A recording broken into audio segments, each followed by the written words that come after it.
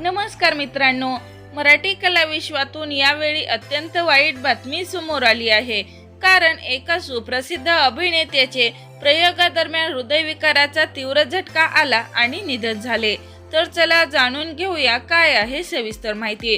प्रसिद्ध रंगभूमी कलाकार, दिग्दर्शक आणि लेखक यशवंत सर देशपांडे यांचे हृदयविकाराने निधन झाले आहे। ते 62 वर्षाचे होते। छातीत दुखू लागल्याने त्यांनी बंगळुरूमधील एका रुग्णालयात दाखल करण्यात आले, मात्र उपचारादरम्यान त्यांची प्राणज्योत मालवली। मिळालेल्या माहितीनुसार यशवंत सर देशपांडे यांनी रविवारी संध्याकाळी धारवाडमध्ये नाटक सादर केले होते। नाटकाचा प्रयोग झाल्यानंतर ते रात्री बंगळुरूला परतले।